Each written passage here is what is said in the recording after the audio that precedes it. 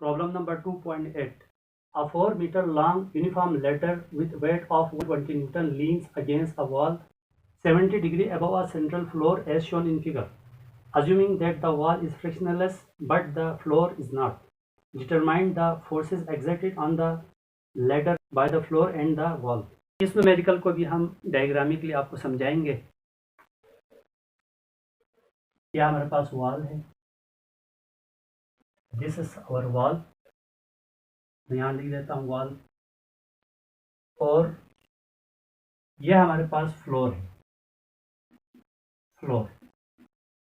Floor को आप ground भी लिख सकते हैं।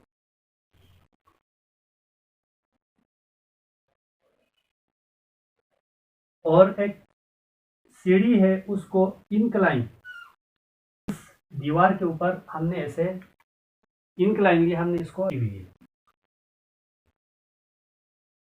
यह हमारे पास सीढ़ी है और इस सीढ़ी की जो लेंथ है हमारे पास, टोटल लेंथ है वो हमारे पास है 4 मीटर गिवन है।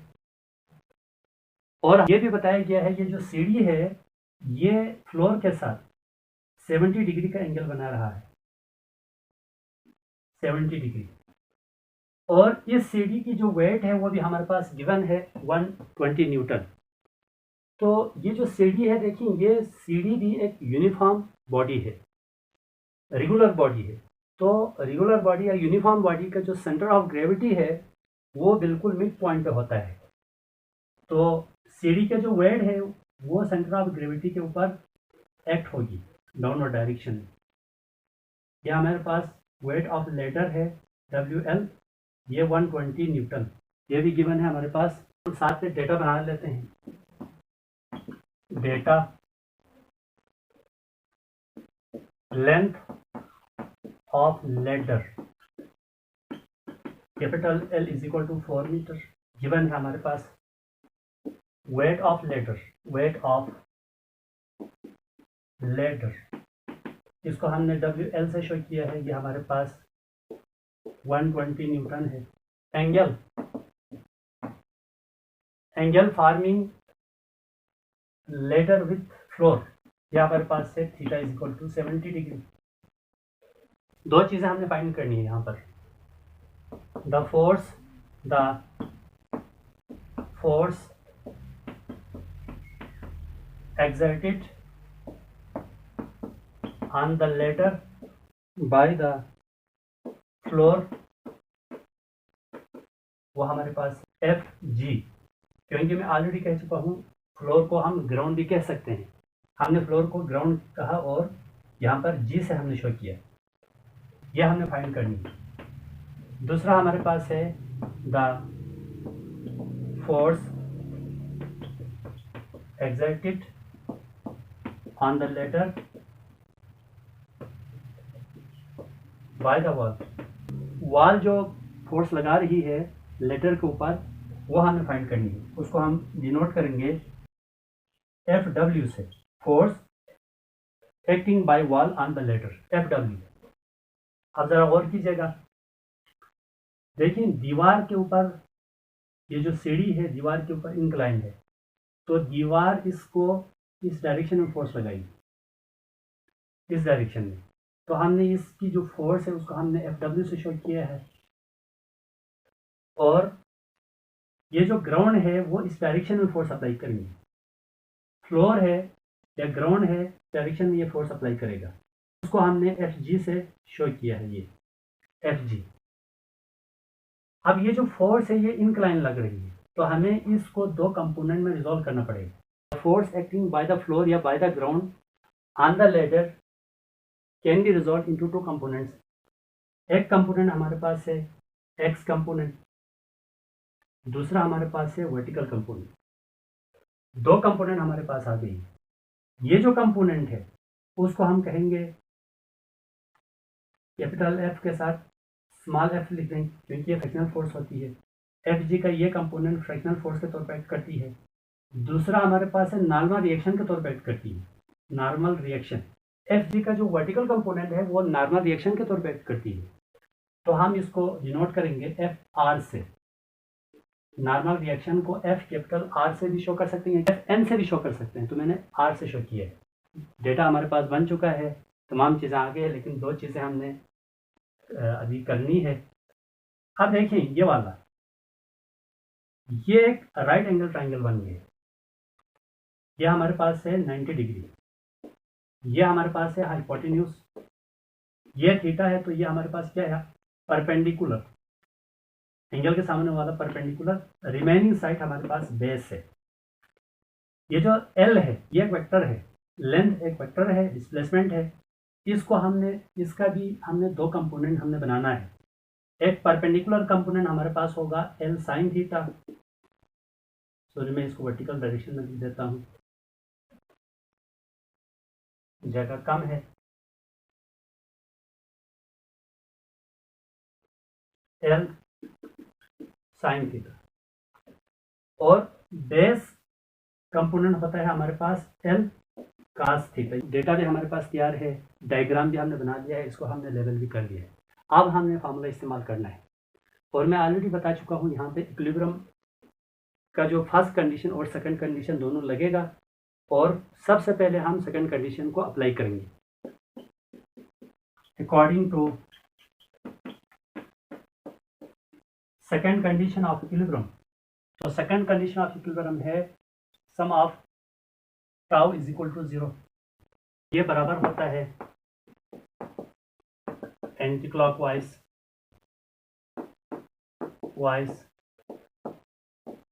Torque is equal to clockwise torque,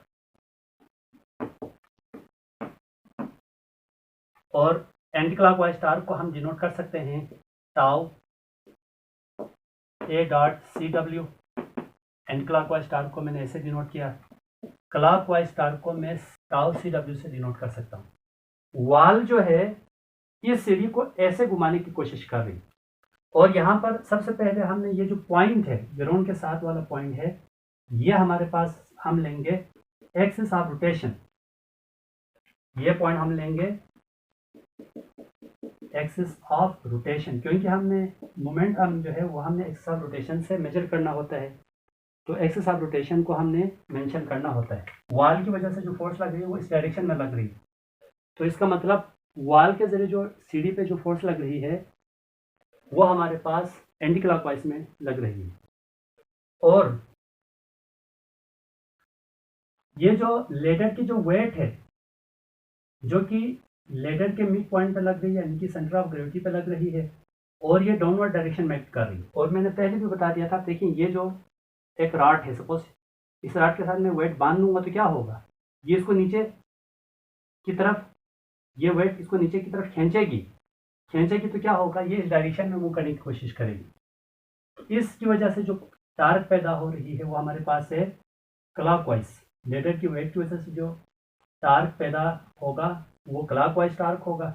wall की जो फोर्स से जो टार्क पैदा होगा वो हमारे पास एंटी क्लॉकवाइज टार्क होगी, ये इस डायरेक्शन में। इसको डिटरमाइन कीजिएगा, इसको इक्वेशन 1 लिख दें। First of all left hand side सबसे पहले हम एंटी क्लॉकवाइज टार्क को हम कैलकुलेट करेंगे। टार्क का ये फार्मूला लगेगा फोर्स मल्टीप्लाई बाय मोमेंटम, या मोमेंटम मल्टीप्लाई बाय फोर्स, यही फार्मूला लगेगा जो आप 9th क्लास से आप पढ़ते आ रहे हैं। एंटी क्लॉकवाइज टार्क में जो फोर्स है हमारे पास लेडर के ऊपर, जो वॉल की वजह से जो फोर्स लग रही है उस फोर्स की वजह से ये टार्क क्रिएट हो रहा है, तो फोर्स की जगह या वेट की जगह हम लिखेंगे FW मल्टीप्लाई बाय मोमेंटम होगा हमारे पास, इसको ज़रा मैं एक नाम दे देता हूँ, ये हमारे पास एक्सिस ऑफ रोटेशन को मैं O कहूँगा, इस पॉइंट को मैं A लिख देता हूँ, और इसको मैं नीचे खींच सकता हूँ ऐसे, पॉइंट को मैं B लिख देता हूँ, और इस पॉइंट को मैं C लिख देता हूँ, सेंटर ऑफ ग्रेविटी को मैं C कहूँगा। यानी कि हम ये वाला डिस्टेंस यूज़ नहीं कर सकते, क्यों? क्योंकि हमने इसका ऑलरेडी हमने कंपोनेंट में इसको रिजॉल्व किया था। और आपको मालूम है दरवाजे का, देखिए सपोज ये हमारे पास दरवाज़ा है, ये हमारे पास यहाँ पर ये एक्सिस ऑफ रोटेशन है, तो तो ये जो हैंडल है वो यहाँ पे लगा होता है। अब देखो फोर्स ऐसे लगती है, एक्सिस ऑफ रोटेशन है, ये कब्जा जहाँ पे लगा हुआ है वो है, ये हैंडल लगा हुआ है। अब फोर्स, ये हैंडल आप इसको ऐसे खींचेंगे या आगे पुश या पुल करेंगे तो या फोर्स ऐसे लगेगी या अंदर की तरफ। दोनों सूरतों में देखो ये जो एक्सिस ऑफ रोटेशन से जहाँ फोर्स लग रही है वो डिस्टेंस क्या होगा, मोमेंट आर्म होगा। और moment arm axis of rotation के साथ ये जो मोमेंट आर्म है इसके साथ ये जो फोर्स लग रही है, line of action of force perpendicular है, तभी ये दरवाज़ा ओपन होगा क्लोज होगा। क्योंकि इसी सिचुएशन में फोर्स और मोमेंट आर्म परपेंडिकुलर होगा तो टार्क पैदा होगा, तभी दरवाज़ा क्लोज हो गया ओपन होगा। अगर आप फोर्स को इस डायरेक्शन या इस डायरेक्शन में लगाएंगे तो टार्क पैदा नहीं होगा। इसीलिए जो Fw है वो इस कंपोनेंट के साथ परपेंडिकुलर है। तो Fw के लिए हम मोमेंट हम यूज करेंगे ये वाला L sin थीटा इस्तेमाल करेंगे। तो आप यहाँ पे लिख लीजिए, यहाँ पे लिख लीजिए L sin theta. Further simplifying we have tau A dot C W anti clockwise torque. Fw given नहीं है, एज इट इज रखेंगे क्योंकि हमने फाइंड करना है। L एक्सिस ऑफ रोटेशन से डिस्टेंस यहाँ से होगा, पूरा L में पूरा लेंथ आएगा, तो 4 है हमारे पास लेंथ। साइन थीटा हमारे पास है 70 डिग्री। इसको आप सॉल्व कीजिएगा।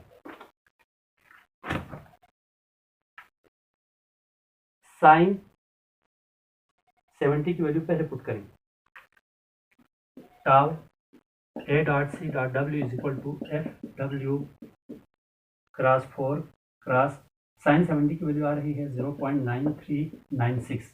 अब 4 को 0.9396 से मल्टीप्लाई करें, tau A dot C W is equal to Fw as it is, ये फाइंड करना है, इसकी वैल्यू गिवन नहीं है।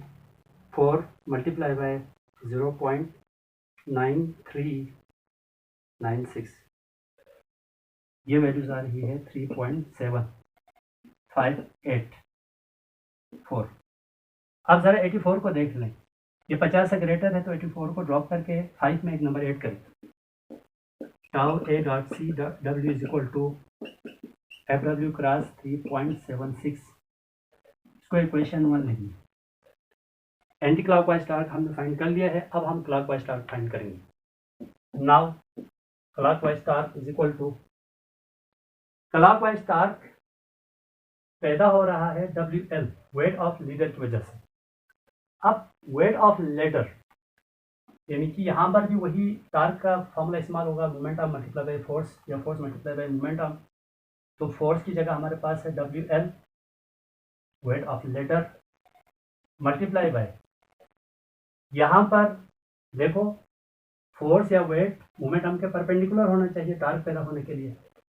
अभी पहले पार्ट में मैं समझा चुका हूँ दरवाजे के एग्जांपल की मदद से, तो यहाँ पे मैं दोबारा नहीं बताऊंगा। यहाँ पर कंपोनेंट है L का, L cos थीटा।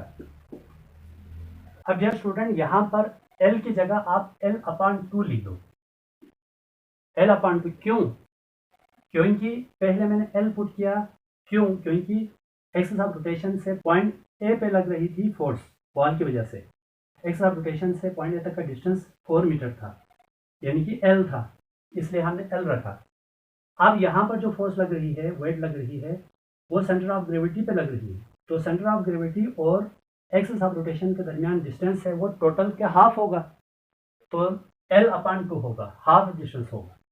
तो इसलिए मैंने L/2 लिखा यहाँ पर फॉर्मूले के अंदर। Tau CW is equal to clockwise torque, WL की वैल्यू गिवन है 120 मल्टीप्लाई बाय L की वैल्यू 4 है, डिवाइड बाय 2 फार्मूले का, कास थीटा हमारे पास है 70, 2 1 2, 2 1 2, 2 2 4, कास 70 की वैल्यू कैलकुलेट कीजिएगा। Cos 70 tau clockwise is equal to 120। अच्छा, कास 70 की वैल्यू है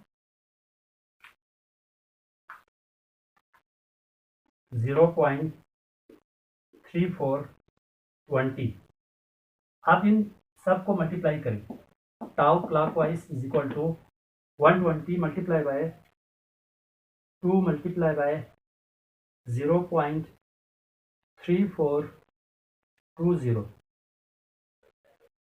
ये वैल्यूज आ रही है 82.08। Tau CW clockwise star हमारे पास है। अब 08 को आप राउंड ऑफ करके इसको 82 लिख दें, इसको इक्वेशन नंबर 2 लिख दें आप, सॉरी इसको इक्वेशन 3 लिख दें, ये 2 क्योंकि इसको 1 कहा था हमने, ये इक्वेशन 2 है। तो कंपेयर इक्वेशन 2 एंड 3 कहें या putting equation 2 and 3 in equation 1 कहें, आपकी मर्जी। तो मैंने यहाँ पे कंपेयर लिखा है, कंपेयर में भी यहाँ पर पुट करना होता है। एंटी क्लॉक वाइज स्टार की वैल्यू है हमारे पास FW cross 3.76 is equal to 82। तो FW is equal to cross multiply करेंगे तो 3.76 82 के डिनोमिनेटर में आ जाएगा। 3.76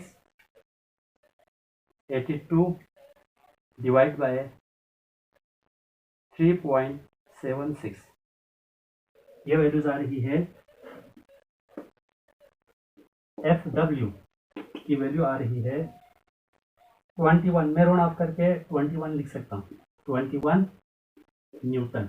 this is your first answer. एक आंसर आ गया हमारे पास। वॉल जो है इस लेटर के ऊपर 21 न्यूटन फोर्स लगा रही है। अब हम फाइंड करेंगे फ्लोर या ग्राउंड इस लेटर के ऊपर कितनी फोर्स लगा रही है, वो हम फाइंड करेंगे। Now according to first condition of equilibrium, equilibrium के हमने फर्स्ट कंडीशन को अप्लाई करना है। फर्स्ट कंडीशन ऑफ इक्विलिब्रियम है हमारे पास sigma fx is equal to 0, इसको इक्वेशन ए लिख देंगे, and sigma fy is equal to 0, इसको इक्वेशन बी लिख देंगे। First using equation A, first of all हम इक्वेशन ए को यूज करेंगे। हम ऑलरेडी बता चुके हैं कि ये जो फोर्स एक्सर्टिंग बाय फ्लोर या by ground on the ladder, इसको हमने दो कंपोनेंट में रिजॉल्व किया हुआ है। कैपिटल F, छोटा f, छोटा, यानी कि एक तो फ्रिक्शनल फोर्स है, एक तो नॉर्मल फोर्स है। तो इसका मतलब यहाँ पे हमारे पास दो वेक्टर आ गया है। इस वेक्टर को मैं according to head to tail rule में यहाँ पे ऐड करूँगा। तो यहाँ पर है हमारे पास एक फोर्स, फ्रिक्शनल फोर्स है ये FR, छोटा r, एक हमारे पास नॉर्मल फोर्स है FR, F capital R। Normal force को आप F कैपिटल N से भी शो कर सकते हैं। ये कंपोनेंट मैं यहाँ पे रख सकता हूँ ऐसे। तो ये वाला हमारे पास क्या होगा, रिजल्टेंट होगा। रिजल्टेंट का हेड लास्ट के हेड पर। अगर ये वाला FR है, वर्टिकल कंपोनेंट है, तो ये भी होगा। ये भी हमारे पास क्या होगा, FR होगा, नॉर्मल रिएक्शन होगा। तो यहाँ पे 90 डिग्री का एंगल बन रहा है। तो ये वाला क्या होगा, ये FG होगा। ये देखिए ये वाला फोर्स है जो ग्राउंड लगा रहा है लेडर के ऊपर। अच्छा, यूजिंग इक्वेशन है, देखिए इक्वेशन ए का मतलब क्या है। इक्वेशन ए का मतलब ये है हॉरिजॉन्टल फोर्सेस, जो इस डायरेक्शन में जो फोर्स लग रही है और जो इस डायरेक्शन में जो फोर्स लग रही है वो इक्वल है। सिग्मा एफएक्स यानी कि हॉरिजॉन्टल डायरेक्शन में ऐसे राइट साइड और लेफ्ट साइड में जो फोर्स लग रही है वो इक्वल एंड अपोजिट है। तो यहाँ पे आप देख लें। अब यहाँ पर देखिए, यहाँ पर एक फोर्स यहाँ पे ये लग रही F फ्रिक्शनल फोर्स, ये वाला फ्रिक्शनल फोर्स है, इसका कंपोनेंट है, लेकिन ये एक फ्रिक्शनल फोर्स है। और दूसरा हमारे पास FW है। तो इसका मतलब क्या होगा, F कैपिटल F, छोटा f, frictional force is equal to FW। ये मैंने लिखा। FW की वैल्यू हमारे पास आ गई है अभी 21।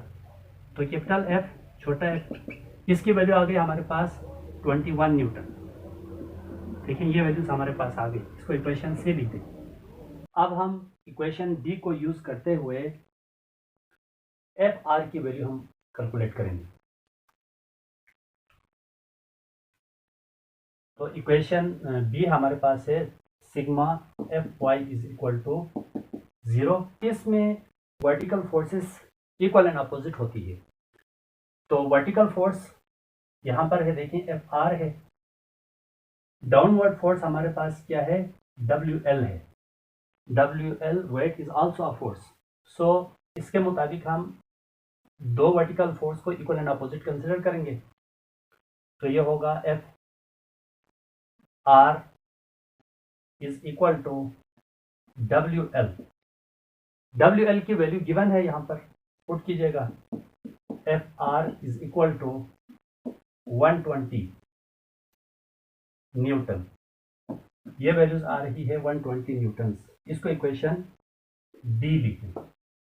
अब हमने मैग्नीट्यूड निकालनी है। मैग्नीट्यूड बाय यूजिंग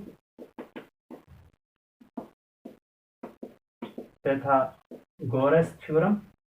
ये हमारे पास थीटा है, ये परपेंडिकुलर है, ये बेस है, यह हाइपोटेन्यूज है। According to Pythagoras theorem hypotenuse का स्क्वायर बेस के स्क्वायर और परपेंडिकुलर के स्क्वायर के सम के बराबर होता है। तो हम यहाँ से हाइपोटेन्यूज से हमारे पास एफ जी है वो लेंगे, यहाँ पर हाइपोटेन्यूज एफ जी है वो हमने लिया, और बेस हमारे पास है F R. F small R means fractional force, इसका रूट ले लें। हाइपोटेन्यूज के स्क्वायर को कैंसिल करने के लिए मैंने दोनों साइड पे रूट लिया, तो यहाँ पर स्क्वायर के साथ रूट कैंसिल हो गए, लेफ्ट साइड पे स्क्वायर के साथ रूट कैंसिल हो गया, राइट साइड पे रूट रहेगा। तो under root F R square plus F R, F capital R है हमारे पास नॉर्मल फोर्स। यह हमारे पास मैग्नीट्यूड का फार्मूला है। वैल्यू सब्स्टिट्यूट करें, F G is equal to F R की वैल्यू अभी हमने गेट किया है 120 का स्क्वायर अंडर रूट 120 का square plus F are normal force की वैल्यू है 21 हमारे पास आ गई है, वो यहाँ पे सब्स्टिट्यूट करें 21 का स्क्वायर, इसको कैलकुलेट करें। 120 का स्क्वायर है तो मैं 120 को 120 से मल्टीप्लाई कर सकता हूँ। 120 मल्टीप्लाई बाय 120 को हमने 120 से मल्टीप्लाई किया तो ये वैल्यूज आ रही है F G is equal to under root 14,400 plus 21 का स्क्वायर है तो 21 को 21 से मल्टीप्लाई कीजिए, 21 मल्टीप्लाई बाय 21, ये वैल्यूज आ रही है 441। F G is equal to under root, इन दोनों वैल्यूज को ऐड करें, 14,400 प्लस 441, ये वैल्यूज आ रही है